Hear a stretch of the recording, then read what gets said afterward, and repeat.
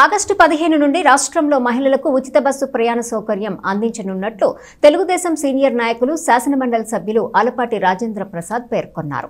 పట్నంలోని సుపరిపాలన తొలి అడుగు కార్యక్రమంలో భాగంగా 12-13 వార్డుల్లో గురువారం పార్టీ నాయకులు కార్యకర్తలతో కలిసి ఆయన పర్యటించారు. ఈ సందర్భంగా ఆయా వార్డుల్లో ప్రజలు పెన్షన్లు, ఉచిత గ్యాస్ ఇళ్ల స్థలాలు, తల్లికి వందనం వంటి పలు సమస్యలను ఆయన దృష్టికి తీసుకొచ్చారు. ఆయా వార్డుల్లో ఇంటింటికి తిరుగుతూ ప్రజల సమస్యలు అడిగి తెలుసుకున్నారు. ఈ సందర్భంగా ఆలపాటి రాజేంద్ర ప్రసాద్ మాట్లాడుతూ క్షేత్రస్థాయిలో ప్రజల సమస్యలు తెలుసుకోవటానికి తొలి అడుగు కార్యక్రమాన్ని చేపట్టినట్లు చెప్పారు. కోర్టులో ప్రజలు పలు సమస్యలు తమ దృష్టికి తీసుకొచ్చారని వీటిని సత్వరం పరిష్కరించేందుకు కృషి చేస్తామన్నారు. ఇంటింటికి వచ్చినప్పుడు మీ సమస్యలను నమోదు చేయించుకోవాలని, తద్వారా ప్రభుత్వానికి ప్రజాభిప్రాయం తెలుస్తుందని అన్నారు. తెలుగుదేశం ప్రభుత్వం దీపం పథకం కింద గ్యాస్ కనెక్షన్లు, ప్రభుత్వ ఉద్యోగాల భర్తీ, ఉపాధ్యాయ పోస్టుల భర్తీ, ప్రైవేటు అవకాశాల కోసం పరిశ్రమల స్థాపనకు కృషి చేస్తున్నట్లు చెప్పారు. ముఖ్యమంత్రి చంద్రబాబు ఏడాది పాలనపై ప్రజలు సంతృప్తి వ్యక్తం చేస్తున్నారని అన్నారు.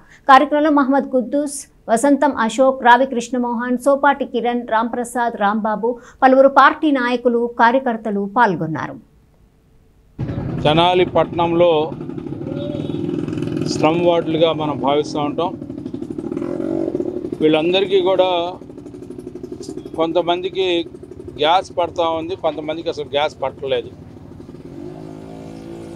దాన్ని అందరం కూడా నోట్ చేసుకున్నాం. ఎవరెవరికి గ్యాస్ రావట్లేదో, ఒకవేళ రాని వాళ్ళందరూ కూడా నాకు కలిసిన వాళ్ళే కాకుండా ఎవరైతే మనం ఇంటింటికి తిరుగుతూ ఉన్నారో మా కార్యకర్తలు, నాయకులు, వాళ్ళకి మీరు ఏ సమస్య ఉన్నా చెప్పవలసిందిగా ఈ సందర్భంగా కోరుతా ఉన్నా.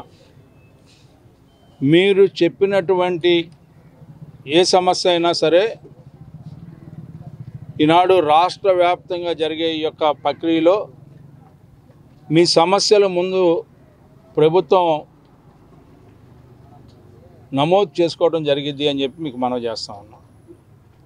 ఒకసారి నమోదైన తర్వాత ఎందుకు ఆ యొక్క సమస్య పరిష్కరించలేదనేది ఎప్పటికప్పుడు ప్రభుత్వం యొక్క పర్యవేక్షణలో మీ అందరి సమస్యలు తీరటానికి ఇది ఒక ప్రక్రియగా ఈ సంవత్సర కాలంలో మేము చేసినటువంటి అభివృద్ధి కానీ, సంక్షేమం కానీ, వీటిలన్నిటితో పాటు ఏమేమి చేశామనేది చెప్తూ మీ సమస్యలను కూడా నమోదు చేసుకుంటూ ఈ కార్యక్రమాన్ని దిగ్విజయం చేయాలని చెప్పి ఈ రోజున మేమందరం కూడా మీ దగ్గరికి వచ్చి మీ సమస్యలు తెలుసుకొని, అది స్థానిక సమస్య అవ్వచ్చు, మంచినీటి సమస్య అవ్వచ్చు, లేకపోతే రోడ్డు సమస్య అవ్వచ్చు, లేకపోతే గ్యాస్ సమస్య అవ్వచ్చు, సంక్షేమానికి సంబంధించిన సమస్య అవ్వచ్చు, అభివృద్ధికి సంబంధించిన సమస్య అవ్వచ్చు, లేకపోతే వ్యక్తిగతంగా ఉద్యోగానికి సంబంధించిన సమస్య అవ్వచ్చు, ఏ సమస్య అయినా సరే మీ నుంచి తెలుసుకొని దానికి ఏమిటి, ఏ రకంగా ఆ సమస్యని పరిష్కరించగలం అనేది